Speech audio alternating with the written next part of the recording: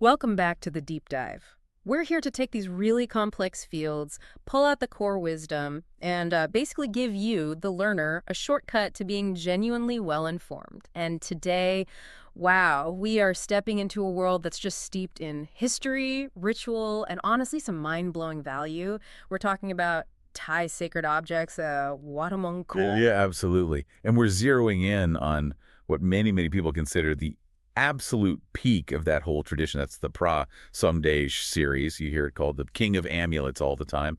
And, well, it's not wrong. I mean, think about it. The best examples, perfectly kept, fully authenticated, they can go for upwards of 50 million baht. 50 million. That's staggering. It's not just an antique then, it's something else entirely. Like you said, a piece of spiritual currency almost. Exactly. And that kind of value makes what we're doing today really crucial. Right.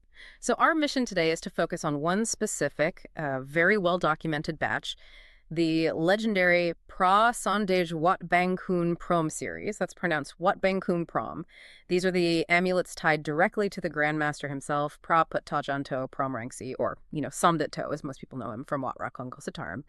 And we're really focusing on those batches that were intentionally sealed up, left to age, and then later found inside the Gru chambers within the stupas, the Chedi. Precisely. And we're basing this deep dive on some really solid documentation, including specific Buddha magic source issues that lay out the history, the people involved, the specific amulet models, the Pim song. Because the biggest challenge here, honestly, is authenticity. With that kind of money involved, the market is just flooded with fakes. It's a minefield. So how do we navigate that? We have to document exactly what the real experts, the Sian Pra, rely on. That means understanding the exact sacred materials, the Muan Sarn. It means knowing the recognized models, the Pim song. And crucially, understanding those unique signs of aging, the specific characteristics you only find on the genuine pieces that prove they came from that specific time and place. Okay, let's start at the beginning then. It really starts with the creator, doesn't it? His spiritual authority is kind of the foundation for everything. Oh, absolutely. PraPut-Tajaahn Toe Promrangsee. I mean, it's not an exaggeration to say he's one of the most revered figures in Thai history. People often call him Howang Portlato or Mahadrato. And he wasn't just, a monk who made things. He was a spiritual and intellectual giant. So he wasn't just making powders, he was drawing on a deep well of tradition and practice. What was the core of his spiritual work? His dedication was incredible, lifelong. Even when he was just a seminara, a novice monk, people already saw him as exceptionally advanced. The accounts talk about his intense study of Vipassana, insight meditation, with several really important masters, places like Wat Intro-Viharn, Wat Mani Chonlakhant, and Lopburi. He sought out deep training. And that rigorous practice, that mental discipline and spiritual achievement, that's the source of the Ithapala, the magical power that people believe he infused into these amulets. Right, so the amulets themselves are almost like a physical container for his spiritual attainment. What was his actual reason for making them? Why create these objects? It seems it was entirely practical and altruistic. Later on, amulets sometimes became more about aesthetics, like little pieces of art. But Somdej Dto's amulets, they weren't famous for being beautiful. Their whole point was protection, cloud, and bringing good fortune. He made them for ordinary people, something they could carry with them as a source of his spiritual power. Protection against harm, danger, bad luck. The spiritual value was everything. That makes sense. And that focus leads right into the heart of it, the Muan Sarn, the sacred material itself. For the Sian Pra, the experts, understanding the Muan Sarn is step one, right? And that starts with these legendary 5 sacred powders, the Pong Wised. Yes, the Pong Wised. This is really the core of the Somdej lineage's power, this sort of spiritual alchemy. The 5 powders are Pong Padamang, Pong Puttakun, Pong Trindizing, Pong Maharak, and Pong Itij. And the crucial thing is, each powder isn't just chalk. It's derived from inscribing specific yantra formulas and performing associated prayers. Each one has a distinct spiritual job relating to different aspects of the Buddha's enlightenment. Okay, let's break those down a bit. Pong Padamang, what's the idea behind that one? Pong Padamang connects to the very beginning, the primordial creation, and elemental power. Its yantra is often about protection from weapons, physical harm, evil influences. It sort of sets the foundation, provides resilience. The grounding powder, okay. Yeah. Then Pong Puttakun. The name suggests something about the Buddha's qualities. Exactly, yeah. Pong Puttakun literally means virtues of the Buddha. This comes from yantras, focusing on the Buddha's 56 virtues. So this powder is about bringing good things, merit, auspiciousness, a kind of powerful positive attraction. It helps keep you on a virtuous path. Interesting. Next is Pong Hai. Sounds a bit more complex. It is. Pong Hai is really intricate. It's linked to the three realms of existence, the triple world. Its power is strongly protective, specifically against things like black magic, harmful spirits, unseen dangers, very potent apotropaic function, warding off evil. Right. And number 4, Pong Maharak. Pong Maharak means great king. As you might guess, this one is about influence, authority, commanding presence, charisma, but also great attraction. It embodies Maha Amnaj, great power, and Mahaniom, which means great popularity or being well-liked and favored. And the last one, Pong Itije. Pong Itije. This is often linked with achieving desires, fulfilling wishes, general success. It's about ensuring positive outcomes in your endeavors. So when you combine all 5, created through this incredibly laborious, repetitive spiritual process, you get a material substance that's believed to hold the full spectrum of Buddhist blessings: protection, luck, influence, success. That's the base power, but the actual process to make this powder, using the chalk stick, the Dinsor Maha Chai, sounds incredibly demanding. Not just finding some special clay, but ritually making the tool itself. What's a masterpiece of ritual craft, and it really highlights why these originals are considered irreplaceable. The chalk stick wasn't just any chalk. It was made from pure white earth mixed with very specific, symbolically important plants. Things like Bayatamlung, that's ivy gourd leaf yod sawat, which is a particular vine, and yodrak sorn, the sorn love herb. And all of this was steeped in sacred prayer water, collected from 7 different natural holy water sources. So you have this supercharged chalk, but the real magic or the real intensification comes from doing it over and over again. Exactly. That special chalk stick was used to draw hundreds and hundreds of yantra inscriptions onto a slate. Then, those inscriptions were ritually erased, and the powder from the erasure was carefully collected. But here's the key, the part that shows Somdej Dto's incredible dedication. They didn't just do this once. The whole process, making the chalk, inscribing, erasing, collecting, was repeated 5 times. And the powder collected from one cycle was mixed back into the ingredients to make the chalk for the next cycle. So the concentration of sacred power just builds and builds exponentially. 5 times. It's not just making more powder then. It's like refining the spiritual essence with each step, almost like stages on a path. You can certainly see it that way. It creates this incredibly potent, rare substance. And during this intense process, something else happens. The mix of herbs, the chalk minerals, the liquids, it naturally produces this concentrated sort of oily residue or sap that separates out. That residue, packed with concentrated sacred herb extracts, is what's called Pra Somdej, or sometimes Pong Grityakam. It's described as being almost alive with energy.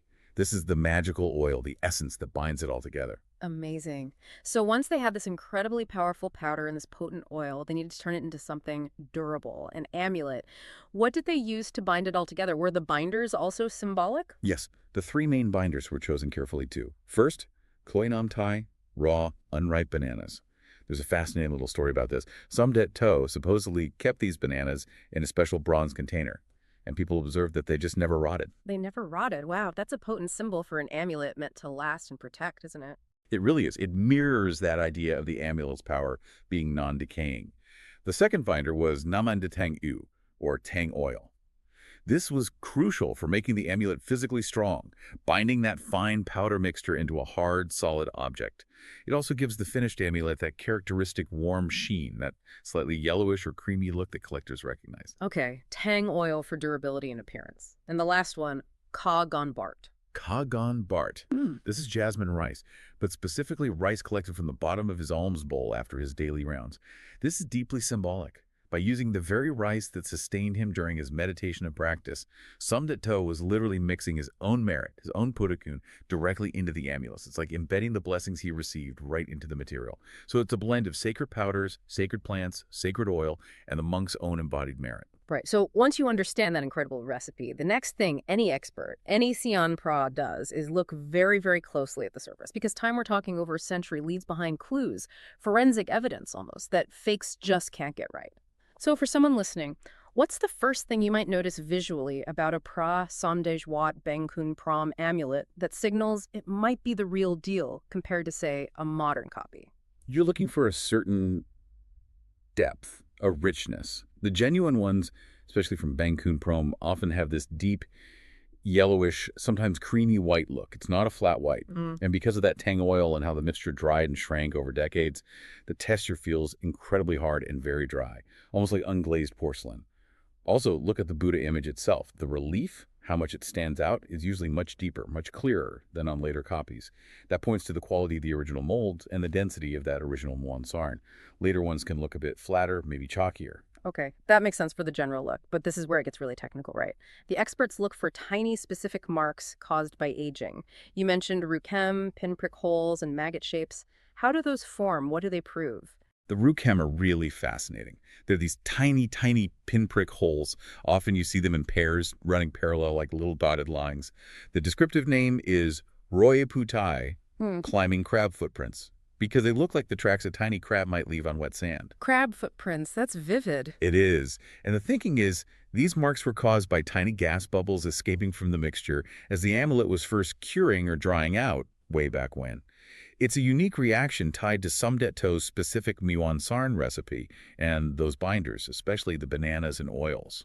So it's not damage, it's actually part of how it was formed from that special mix, and these should be all over the surface. On a well-preserved piece, yes, you'd expect to see them pretty much covering the surface, especially under magnification. If an amulet looks too perfectly smooth, too uniform, that's actually suspicious. Now, the maggot shapes, these are even more distinct. They look like tiny, curved, slightly raised patches on the surface, like miniature insect larvae. Okay, maggot shapes, where do they come from? Well, the exact mechanism is debated, but the leading theories suggest it's caused by the crystallization of mineral salts leaching out over a century, or maybe even some kind of unique ancient fungal growth interacting with the herbal oils within the mixture in that specific Chedi environment. But the crucial point is, experts agree this specific texture is a signature found only on amulets genuinely made by PraPut-Tajaahn Toe Promrangsee. A forger might mimic the color, but recreating this deep internal aging structure, it's incredibly difficult, maybe impossible. So the surface is like reading an ancient map confirming its origin story. Now, I know historically many of these amulets were coated, they were treated with lacquer, rack, and gold leaf biped tong. How does that process, long rack biped tong, change how they look today? Right, long rack biped tong. This was often done out of devotion, to beautify the amulet, or sometimes maybe to protect the surface a bit. What happens is, over time, especially if the amulet was later cleaned, the interaction between that old lacquer, the herbal oils inside the amulet, and maybe moisture and mineral exposure from the Chedi, it often creates this very distinctive crackled texture. It's called Detakalanga, and it can look like dried mud flats or the pattern on an elephant's hide. This specific kind of crackling, linked to that old lacquer and oil reaction, is another really strong sign of age and authenticity. Ah, I see. So the lacquer interacts with everything else over time to create another unique fingerprint. But what about amulets that weren't sealed away, the ones people actually wore? How does that affect the surface? That's a great question. That's where experts look for signs of Sampat Fuh Ning. It literally means touch the skin. An amulet that was worn for years, maybe decades, usually against the owner's chest, rubbing against sweaty skin. It develops a very different look compared to one straight from the Chedi. The constant contact acts like a polish. The surface becomes smoother, harder, almost with a waxy sheen. You'll see less of the dusty residue the crap grew because it's been worn away or absorbed. Collectors often really value this look because it shows the amulet was actively used for its intended spiritual purpose. It confirms that long history of devotion from the original owner. Okay, this brings us to the storage itself. The ultimate proof for the Bang Khun Prohm series seems to be linked to where they were kept. These grew chambers inside the Chedi stupas. For listeners maybe not familiar with Thai temples, what's the significance of hiding things inside a Chedi? The grew chambers are basically sacred vaults. It was, and still is, a common practice for monks to place important religious items, scriptures, relics, and yes, amulets, deep inside the structure of a stupa, a Chedi. It serves two purposes: safekeeping for the future, and also generating merit. By contributing to the stupa's sacred contents, you're making merit. At Wat Bang Khun Prohm, the scale was massive. They put huge numbers of amulets into these grew chambers. The documentation suggests they were placed so that many different molds, the block May Pim, could be used simultaneously to press enough amulets. They were essentially time capsules sealed away. Right, and the stuff left on the amulets from being in that environment for so long, the crap grew, that seems to be the absolute key for identification. You mentioned older experts really valued examining this residue. Why is crap grew seen as such definitive proof? Because it's the one element that modern forgers consistently fail to replicate perfectly. Yeah. It's just too complex. The crapgrue isn't just dirt. It's a unique mixture of mineral salts that have leached out from the bricks, the clay, the plaster of the Chedi walls over decades, combined with sediment, maybe traces of bat guano, all developed in a very specific, humid, sealed environment.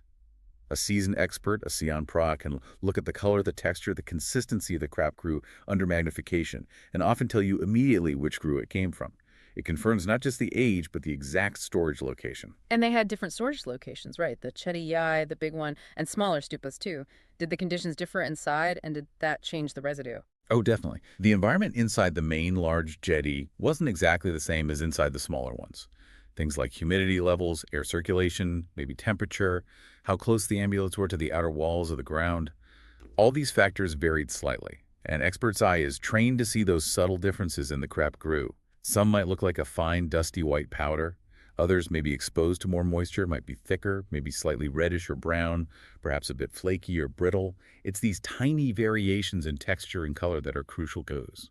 I see. And there's this specific term, grue gao, meaning old grue. Does that mean literally older amulets or something else? How do they look different? Grugao doesn't necessarily mean the amulets themselves are older, but that they were removed from the Chedi earlier, perhaps during preliminary investigations, or maybe even unofficially before the main documented opening. The key difference in their appearance is that Grugao amulets tend to have a thinner, more powdery layer of crapgrue. And the reason for that is believed to be where they were stored inside the chamber. They were likely higher up, further away from the base. Why does that matter? Because they weren't submerged or heavily affected by rising water, especially during the major floods around 1943, which is Tuman 485 in the Buddhist era. Less water saturation meant less heavy sediment stuck to them, leaving just that finer, drier, powdery residue. Wow, that flood date, 1943 or 2485 BE, is a great historical marker to help understand the residue types. Okay, let's turn to the other main discovery then, the opening of the smaller stupas, the Khru Mai or Grue Chedi Lik. Yes.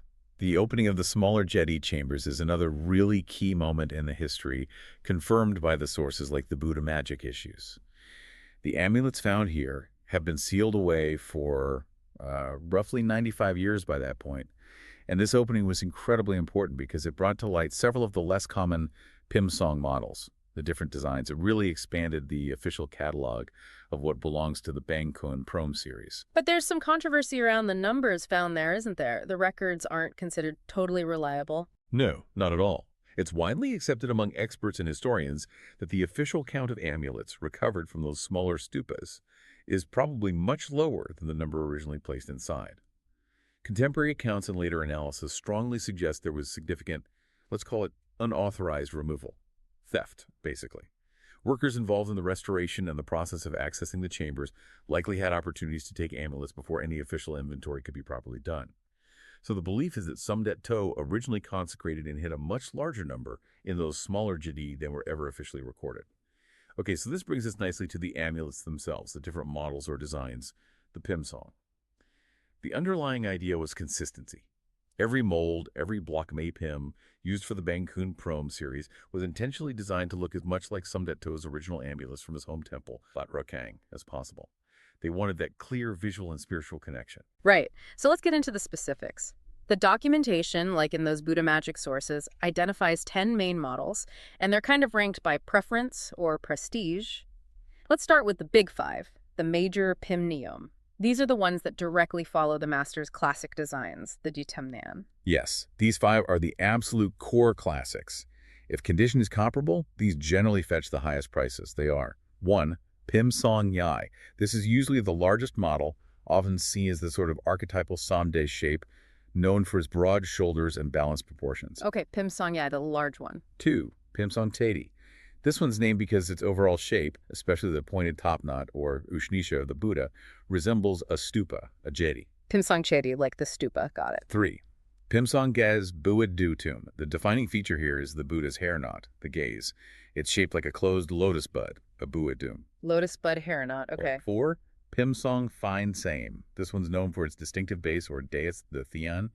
It looks like it's split into 2 levels with a fine line between them, a mixed base. Saem means mixed or intervening. Split level base, fine and some. Right. And 5. Pim Song Proc Po. Now, this one is really special, maybe the most complex spiritually.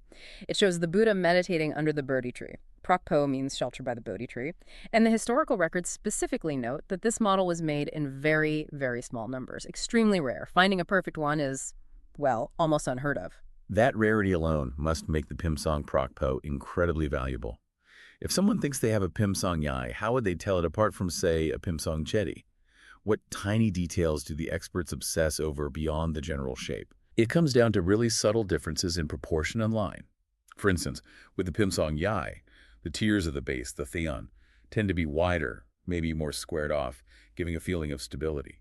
On the Pimsong Chedi, the base might taper slightly, echoing the stupa shape, and sometimes the Buddha's ears are depicted as longer and more slender, leading up towards that pointed Ushnisha. It's really about comparing countless tiny curves, angles, the depth of lines. These are the things that can separate a 1,000,000 baht amulet from one worth many times more, assuming both are authentic. Okay. Then there are the other models, the ones often found in that smaller Khrua Mai opening. Still genuine Somdej Dto Prohm, but maybe less famous. Exactly. They're absolutely part of the documented series and carry the same spiritual heritage, but maybe aren't as widely recognized by casual collectors. These include Pimsong Thanku, which has a very clear double-layered base. Thanku means double base.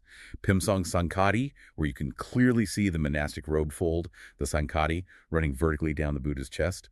Pimsong Sendai, this one has a base made of very thin, fine lines, almost like threads. Sendai means thread line. Pimokrut, the Garuda chest model. The chest area of the Buddha looks particularly broad and powerful, like the mythical Garuda bird. And Pinsayat, which is quite rare, showing the Buddha in the reclining posture, Sayasana, like entering nirvana. And didn't those smaller Chedi finds also confirm some even more unusual shapes, not just the standard seated Buddha? Yes, absolutely. That's another reason the Khrua Mai opening was so significant for documenting the full range. It proved the existence of models like the Pra Somdej Pim Sam Liam amulets pressed into a distinct triangular shape. And also the Pra Somdej Pim Yern Pratan Porn, which shows the Buddha standing, giving blessings, Pratan Porn. This sheer variety of models really reflects the practicalities. They needed to produce thousands of these amulets to fill the Chedi, so they must have commissioned and used a huge number of different molds, the block May Pim, simultaneously. Okay, let's talk frankly about value. We threw out that 50 million baht number earlier, but that's obviously the absolute peak. How much does condition matter? What happens if an amulet isn't perfect? Condition is everything. Especially at the high end, the market is incredibly strict, almost brutal. Only the absolutely flawless examples, perfect details, clear provenance, zero chips, cracks, or repairs, with just the right amount of authentic crap crew, only those command the multi-million baht prices. The second an amulet shows even slight damage, a tiny chip on the edge, maybe it was over-cleaned so too much crap glue is gone, or worst of all, if it has an old repair, even a good one, the value just plummets. It's not just about looks. There's often a belief among collectors that perfect physical condition means the spiritual power is also perfectly preserved and intact. So a piece that might theoretically be worth, say, 3 million baht if perfect, could easily drop to maybe 500,000 baht or even less if it has a visible crack or a clumsy repair. Wow. So the market isn't just buying history, it's buying perceived spiritual wholeness, too. Given how rare perfect examples are and how much value is lost with any imperfection, are serious collectors starting to look elsewhere? Maybe at later amulets that still have a real connection to Somdej Dto? Yes, that's definitely a major trend. This move towards what you might call validated scarcity is already pushing up prices for later, but still highly regarded and authenticated, batches. For example, experts are widely predicting a significant price increase for Somdej amulets made by Luang Phunak, that's LP Nak, from Somdej Dto's own temple, Wat Rakang Kositaraam. LP Nak made amulets between about 2485 and 2500 BE, that's roughly 1942 to 1957, and critically it's well documented that he used a very high percentage of the original leftover sacred Pong Somdej powder that Somdej Dto himself had created and stored. So it's like a direct lineage material. What's the prediction for those LP Nak pieces, then? The forecast, which you see reflected in analysis like that in the Buddha Magic documentation tracking sales trends, is that the best LP Nak Somdej amulets could soon reach price levels similar to the highly collectible Somdej Bang Khun Prohm 2509 BE edition.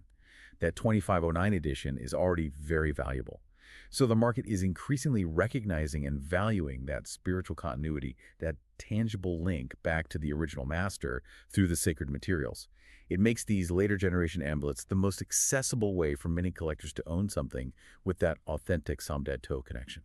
It really becomes a quest for genuine connection in a field where the originals are almost mythical and incredibly expensive if you can even find one. Hashtag outro. So this deep dive into the Pra Somdej Bang Khun Prohm series, it's really taken us to an amazing crossroads of history, spirituality, and material science almost. We've covered the incredible legacy of PraPut-Tajaahn Toe Promrangsee, the sheer complexity of making that Moan Sarn with the 5 powders, and those vital skills needed to read the crop grew residue and tell apart the subtle differences in the 10 official Pim Song models. Yeah, what really comes through is that truly understanding this isn't a weekend project. It takes, well, maybe a lifetime. You need the history, you need to understand the materials, and you need an eye that's trained, really trained, to see patterns formed over 150 years, from those crab footprints down to the exact shade of residue from inside a Chedi. Absolutely. And that leads us right into our final thought for you, the listener, something to maybe mull over. Real expertise in this world, the world of the Sian Pra, it seems to demand almost exponential knowledge. You have to see, study, compare countless authentic examples, real ones if possible, but also high-quality photos and documentation like those Buddha Magic issues. You need to internalize the sheer range of variations that can naturally occur in how these amulets look, the surface, the shape, the density, the aging. Because the hard truth is, anyone telling you there's some simple secret trick, some quick checklist to reliably spot a genuine Somdej Bang Khun Prohm from a top-tier fake, they're probably fooling themselves or trying to fool you. Yeah. They don't grasp the depth required. Because it's not about a trick, it's a craft, isn't it? The art of being an amulet expert, a Sian Pra, is built on deep, accumulated knowledge. There are no shortcuts. You really have to understand the whole story, from the symbolic rice in Somdej Dto's bowl, right down to how minerals crystallize differently in one part of the stupa versus another. Keep digging for that deep knowledge. Keep comparing the details, the nuances, and maybe, just maybe, you'll develop the eye to recognize one of those legendary originals if you're ever fortunate enough to encounter one. Thank you for joining us on this fascinating deep dive into the legend of the Pra Somdej Bang Khun Prohm amulet. We'll catch you on the next one.